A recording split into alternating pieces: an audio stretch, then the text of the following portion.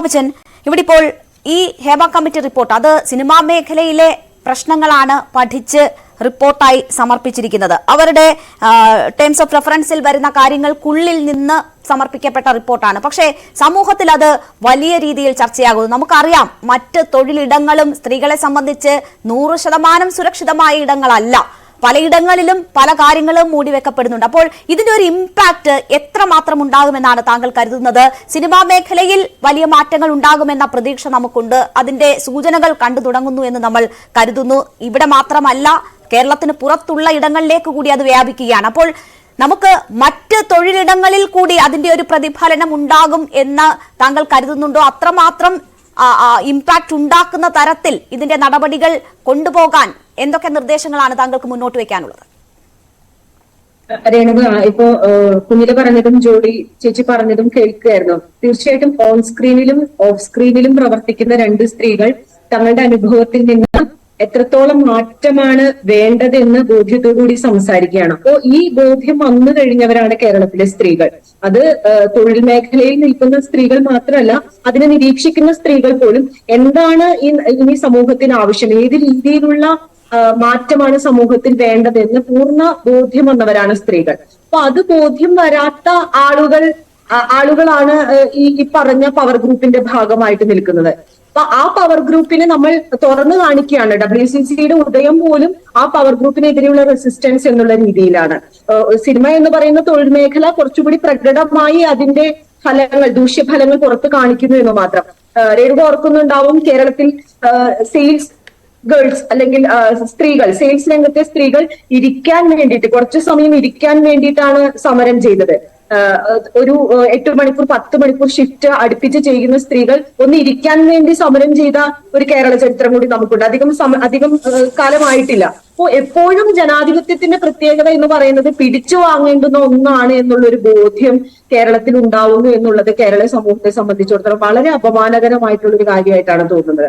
എപ്പോഴും പോരാട്ടങ്ങളുടെ റിസൾട്ട് ആയിട്ടാണ് സ്ത്രീക്ക് നീതി കിട്ടുന്നതെങ്കിൽ അത് എങ്ങനെയുള്ള ഒരു സമൂഹമാണ്? പക്ഷെ എങ്കിൽ പോലും ഒരു 90 വർഷം വേണ്ടി വന്നു കേരളത്തിലെ സ്ത്രീകൾക്ക് തങ്ങളുടെ പ്രശ്നങ്ങൾ ഉണ്ട്, ആ പ്രശ്നങ്ങൾ പൊതുസമൂഹത്തിലേക്ക് എത്തിക്കാൻ എന്ന്. സിനിമ പോലുള്ള ഏറ്റവും അധികം കുടുംബ പ്രേക്ഷകർ എന്നുള്ള ലേബലിൽ സിനിമ കാണാൻ പോവുകയും സിനിമയിൽ പങ്കെടുക്കുകയും ചെയ്യുന്ന സ്ത്രീകളായിരിക്കെ സ്ത്രീകളുടെ കാര്യങ്ങൾ പറയാൻ വേണ്ടി 90 വർഷം ഒരു തൊഴിൽ മേഖലയിൽ ഉണ്ടായെങ്കിൽ അത് ആരുടെ നാണക്കേടാണെന്ന് ആലോചിക്കണം. പലപ്പോഴും ഈ വിഷയത്തെ നമ്മൾ അഭിസംബോധന ചെയ്യുന്ന വിധം സ്ത്രീകളുടെ മാത്രം പ്രശ്നം എന്നുള്ള രീതിയിലാണ്. അങ്ങനെയല്ല, ഇത് സമൂഹത്തിന്റെ ലിംഗനീതി പ്രശ്നമാണ്.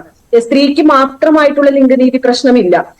ഏറ്റവും പാർശ്വവൽക്കരിക്കപ്പെട്ട സ്ത്രീ, അതിന് താഴെയുള്ള ട്രാൻസ് കമ്മ്യൂണിറ്റികൾ, ക്യൂർ കമ്മ്യൂണിറ്റികൾ, ഇപ്പോ കുഞ്ഞിനെ സൂചിപ്പിച്ചതുപോലെ പല ലെയറുകളിൽ പണിയെടുക്കുന്ന ആളുകളെ സംബന്ധിച്ചിടത്തോളം ഏറ്റവും മുകളിൽ ആരാണോ അധികാരത്തിൽ ഇരിക്കുന്നത്, ഏറ്റവും ആധിപത്യം പുലർത്തുന്നത് ആരാണോ, അവർ താഴെ താഴെ താഴെ തട്ടിലേക്ക് ചൂഷണം തുടരുകയാണ്. അപ്പൊ ഇത് വ്യവസ്ഥയുടെ ഭാഗമായി തന്നെ നിൽക്കുന്ന ഒരു പ്രശ്നമാണെന്ന് നമ്മൾ മനസ്സിലാക്കി കഴിഞ്ഞവരാണ് കേരളത്തിലെ സ്ത്രീകൾ. അതാണ് ഞാൻ ആദ്യമേ സൂചിപ്പിച്ചത്. ഈ പ്രശ്നം എന്താണ് എന്ന് കൃത്യമായി മനസ്സിലാക്കിയ സ്ത്രീകളാണ് മുന്നോട്ട് വന്നത്. ഈ പ്രശ്നം നിലവിൽ അറിയാത്ത പുരുഷന്മാരോ അല്ലെങ്കിൽ പാട്രിയാർക്കിയുടെ ഭാഗമായി നിൽക്കുന്ന, ഇപ്പൊ നേരത്തെ സൂചിപ്പിച്ച എനിക്ക് ഒന്നും അനുഭവിക്കേണ്ടി വരുന്നില്ല എന്നൊരു നടി പറയേണ്ടി വരുന്ന സാഹചര്യം പോലും നമുക്ക് മനസ്സിലാവുന്നുണ്ട്.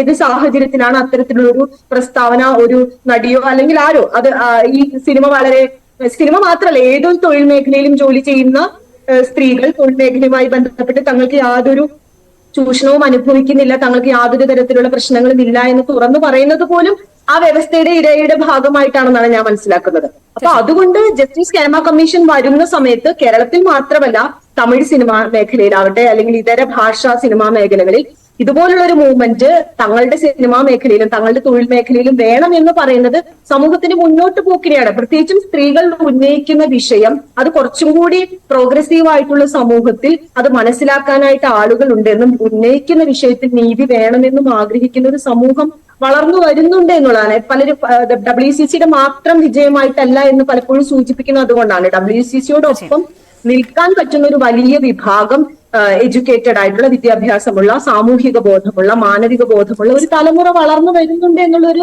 നല്ല സൂചനയായിട്ടാണ് കാണുന്നത്. പക്ഷെ അപ്പോൾ പോലും അങ്ങനെ ഒരു പൊതുസമൂഹം മുഴുവനും ഈ വിഷയത്തിന് വേണ്ടി മുന്നോട്ട് നിൽക്കുമ്പോൾ അതിനോടനുബന്ധിച്ച് ഏറ്റവും വേഗത്തിൽ നിയമനിർമ്മാണം നടത്തേണ്ടുന്ന ഇടങ്ങളിൽ ആ രീതിയിലുള്ള മാറ്റങ്ങൾ ഉണ്ടാവുന്നില്ല എന്നുള്ളിടത്താണ് നമ്മുടെ പ്രതിഷേധം വരുന്നത്. സർക്കാരാവട്ടെ, ജുഡീഷ്യറി ആവട്ടെ, നമ്മൾ എന്തുകൊണ്ടാണ് ഒരു നിയമത്തിൽ നമുക്ക് വിശ്വാസം ഇല്ലാതെ പോകുന്നത്?